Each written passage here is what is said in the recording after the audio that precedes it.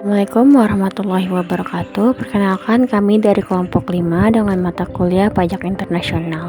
Di kesempatan kali ini kami akan membahas materi tentang Base Erosion and Profit Shifting atau BPS, Tax Haven, Penghindaran Pajak, dan Harmful Tax Competition. Base erosion and profit shifting adalah praktik perpajakan yang dilakukan oleh perusahaan multinasional untuk menggeser keuntungan ke negara-negara dengan tingkat pajak yang rendah atau tanpa pajak, mengurangi basis pajak di negara-negara dengan pajak yang tinggi. Pada dasarnya, BPS merupakan dua terminologi yang berbeda, namun saling berkaitan satu sama lainnya.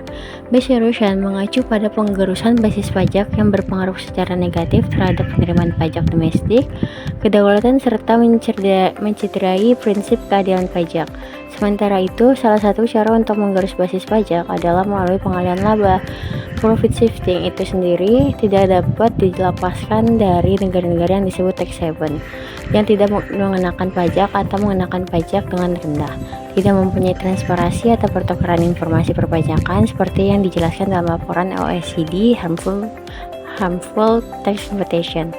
Jadi secara singkat, BPS adalah strategi perencanaan pajak yang memanfaatkan gap dan kelemahan-kelemahan yang terdapat dalam peraturan perundang-undangan perpajakan domestik untuk menghilangkan keuntungan atau mengalihkan keuntungan tersebut ke negara lain yang memiliki tarif pajak yang rendah atau bahkan bebas pajak. Tujuan akhir BPS adalah perusahaan tidak perlu membayar pajak atau pajak yang dibayar nilainya sangat kecil terhadap pendapatan perusahaan secara keseluruhan. Terjadinya BPS disebabkan oleh peraturan perpajakan yang ada di negara-negara di dunia tidak berkembang secepat dan seiring dengan kemajuan teknologi informasi dan globalisasi. Transaksi dan interaksi bisnis lintas batas negara secara bersamaan memungkinkan terjadinya interaksi regulasi perpajakan antar negara. Celakanya, ketidaksiapan negara-negara dalam mengantisipasi perkembangan bisnis lintas batas menyebabkan terjadinya bias dan loophole dalam aturan pengenaan pajak, sehingga menyebabkan terjadinya peluang BPS yang dimanfaatkan oleh perusahaan-perusahaan multinasional untuk tidak membayar pajak atau bahkan membayar pajak namun dalam jumlah yang teramat kecil. Dengan adanya praktik BPS dapat mempengaruhi pendapatan negara dan keseimbangan perpajakan internasional. Hal ini terjadi melalui pengalihan keuntungan ke negara dengan tarif pajak rendah atau bebas pajak. Yang pertama, praktik BPS mendistorsi persaingan dengan memberikan keunggulan kompetitif kepada perusahaan multinasional yang dapat mengurangi beban pajak mereka dibandingkan dengan perusahaan domestik yang harus membayar pajak penuh. Yang kedua, BPS menyebabkan inefisiensi alokasi sumber daya dengan mendorong investasi ke usaha yang memiliki return sebelum pajak rendah tetapi return setelah pajak tinggi, yang akhirnya merugikan ekonomi secara keseluruhan. Yang ketiga, BPS menimbulkan masalah keadilan karena ketika perusahaan multinasional berhasil menghindari pajak, wajib pajak domestik merasa tidak adil dan mungkin terdorong untuk tidak patuh terhadap kewajiban perpajakan mereka. Oleh karena itu, praktik BPS harus ditangani secara serius untuk memastikan persaingan yang sehat, alokasi sumber daya yang efisiensi, dan sistem pajak yang adil. Oleh sebab itu, untuk mengatasi masalah BPS memerlukan strategi yang tepat. Dengan rencana aksi BPS secara keseluruhan bertujuan untuk memastikan bahwa perusahaan membayar pajak secara adil di tingkat internasional. Ini mencakup harmonisasi tarif pajak, meningkatkan regulasi terhadap perusahaan asing, pembatasan pemotongan biaya keuangan, dan penanggulangan praktik perpajakan yang tidak adil. Selain itu, BPS juga fokus pada penerapan standar perpajakan internasional untuk mencegah penyalahgunaan perjanjian, memperbaiki regulasi transfer pricing, dan meningkatkan transparansi untuk menciptakan kepastian hukum yang lebih baik. Langkah-langkah ini dirancang untuk mempercepat implementasi rencana aksi BPS secara efektif. Selanjutnya ada tax haven, yaitu negara atau yurisdiksi yang menawarkan kondisi pajak yang sangat rendah atau nol pajak, serta kurangnya transparansi dan kerjasama dalam pertukaran informasi perpajakan.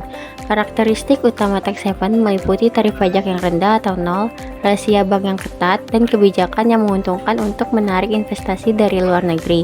Negara-negara ini sering menjadi tempat tujuan bagi perusahaan yang ingin menghindari pajak di negara asal mereka. Negara-negara tax haven dibagi menjadi 5 kategori berdasarkan kemudahan perpajakan yang mereka tawarkan. Pertama, ada negara dengan sistem pajak seperti Bahrain, Cayman Island, dan Bermuda yang tidak mengenakan pajak penghasilan atau bangunan sama sekali. Yang kedua, terdapat negara dengan sistem pajak teritorial seperti Hong Kong dan Panama, yang dimana hanya pendapatan yang bersumber dari dalam negeri yang dikenakan pajak. Yang ketiga, ada negara dengan sistem pajak rendah seperti Antilles Belanda dan Barbados yang menawarkan tarif pajak yang sangat rendah, seringkali hanya sekitar 0% sampai hingga 1% untuk badan usaha. Yang keempat, beberapa negara menerapkan pembebasan pajak untuk jenis usaha tertentu, seperti Irlandia yang tidak memungut pajak untuk sektor manufaktur dan ekspor. Yang terakhir, ada negara seperti Singapura yang memberikan insentif pajak hanya kepada perusahaan tertentu, seperti perusahaan offshore atau holding company yang mempunyai kriteria tertentu. Strategi ini membuat negara-negara ini menjadi tujuan utama bagi perusahaan yang mencari pengaturan perpajakan yang menguntungkan secara internasional. Namun, beberapa pendapat ahli perpajakan menyatakan bahwa definisi negara tax haven bersifat relatif karena bergantung pada kebijakan masing-masing negara. Sebuah negara bisa dianggap sebagai tax haven oleh negara lain jika negara tersebut memberikan insentif ekonomi tertentu di daerah-daerah khusus dalam wilayahnya. Oleh karena itu, klasifikasi suatu negara sebagai tax haven atau tidak dapat bervariasi tergantung pada perspektif dan definisi yang digunakan oleh negara yang menilainya. Penghindaran pajak versus evasi pajak. Penghindaran pajak adalah tindakan legal yang dilakukan wajib pajak untuk meminimalkan jumlah pajak yang dibayarkan dengan memanfaatkan celah atau ketentuan dalam peraturan pajak. Penghindaran pajak ini legal dilakukan dengan cara memanfaatkan peraturan pajak yang ada. Misalnya, menggunakan pengecualian atau insentif pajak yang sah. Sedangkan evasi pajak merupakan tindakan ilegal yang dilakukan oleh wajib pajak untuk menghindari pembayaran pajak yang seharusnya dibayarkan. Evasi pajak melibatkan praktik-praktik yang melanggar hukum perpajakan, seperti penyembunyian penghasilan, pengurangan kewajiban pajak dengan cara curang, atau penyampaian informasi palsu kepada otoritas pajak. Sehingga, evasi pajak itu merupakan tindakan ilegal, dilakukan dengan cara menyembunyikan atau memalsukan informasi. Misalnya, tidak melaporkan seluruh penghasilan atau membuat dokumen palsu. Teknik penghindaran pajak melalui negara tax haven terbagi menjadi 4. Yang pertama adalah transfer pricing, yaitu manipulasi harga transaksi antar perusahaan dalam satu grup yang beroperasi di berbagai negara. Yang kedua adalah tin capitalization, struktur penandaan perusahaan dengan proporsi hutang yang lebih tinggi dibandingkan ekuitas untuk memanfaatkan pengurangan pajak bunga. Yang ketiga, treaty shopping, memanfaatkan perjanjian pajak yang ada antara dua negara dengan mendirikan perusahaan atau mengalihkan transaksi ke negara ketiga yang memiliki perjanjian pajak yang lebih menguntungkan dengan salah satu negara tersebut. Yang keempat, controlled foreign corporation, mengalihkan penghasilan ke perusahaan yang dikendalikan di negara dengan pajak rendah untuk menunda pengenaan pajak di negara asal. Contoh kasus transfer pricing adalah kasus Google yang dituduh oleh otoritas pajak Perancis karena menggunakan transfer pricing untuk mengalihkan pendapatan yang dihasilkan di Perancis ke anak perusahaan di Irlandia yang memiliki tarif pajak yang lebih rendah. Pada tahun 2017, Google setuju untuk membayar denda sebesar 965 juta euro kepada otoritas Prancis setelah penyelidikan panjang terkait kasus transfer pricing ini yang mengurangi beban pajak Google di Prancis. Google memindahkan sebagian besar pendapatan yang dihasilkan dari iklan digital di Prancis ke anak perusahaan di Irlandia sehingga mengurangi pendapatan kena pajak di Perancis. Contoh kasus tin capitalization adalah Starbucks dituduh menggunakan struktur pendanaan tin capitalization untuk mengurangi beban pajak di Inggris. Pada tahun 2012, terungkap bahwa Starbucks tidak membayar pajak perusahaan di Inggris selama 3 tahun berturut-turut. Meskipun memiliki penjualan yang signifikan, Starbucks meminjamkan dana dari perusahaan induk di luar negeri kepada anak perusahaan di Inggris, sehingga anak perusahaan tersebut dapat mengklaim bunga atas pinjaman sebagai pengurang pajak. Hal ini mengurangi laba kena pajak di Inggris dan memindahkan keuntungan ke yurisdiksi dengan pajak yang lebih rendah. Contoh kasus treaty shopping adalah ketika Vodafone membeli saham Hutchinson Whampoa di India melalui anak perusahaan di Belanda. India dan Belanda memiliki perjanjian pajak yang menguntungkan yang tidak berlaku antara India dan Hong Kong, di mana tempat basis Hutchinson Whampoa itu berada.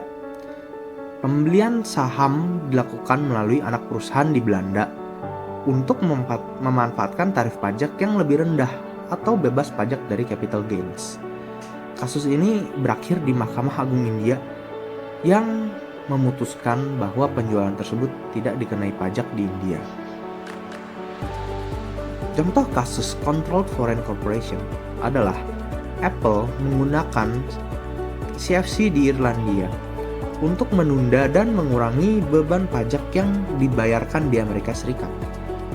Pada tahun 2016, Komisi Eropa memerintahkan Apple untuk membayar hingga 13 miliar euro dalam bentuk pajak kepada pemerintah Irlandia. Apple menggunakan 2 anak perusahaan yang berbasis di Irlandia, yaitu Apple Sales International dan Apple Operations Europe, untuk mengalihkan sebagian besar keuntungan dari penjualan internasional ke entitas yang hampir tidak dikenai pajak. Struktur ini memungkinkan Apple untuk menunda pembayaran pajak di Amerika Serikat dan memanfaatkan tarif pajak yang sangat rendah di Irlandia. Harmful tax competition adalah persaingan antar negara dalam menawarkan tarif pajak yang sangat rendah atau bahkan insentif pajak yang berlebihan dengan tujuan menarik investasi dan modal asing. Negara-negara berlomba untuk menawarkan kebijakan pajak yang lebih menguntungkan untuk menarik perusahaan multinasional yang dimana dapat mengakibatkan basis pajak global tergerus. Dampaknya terhadap kebijakan pajak adalah 1. Erosi basis pajak.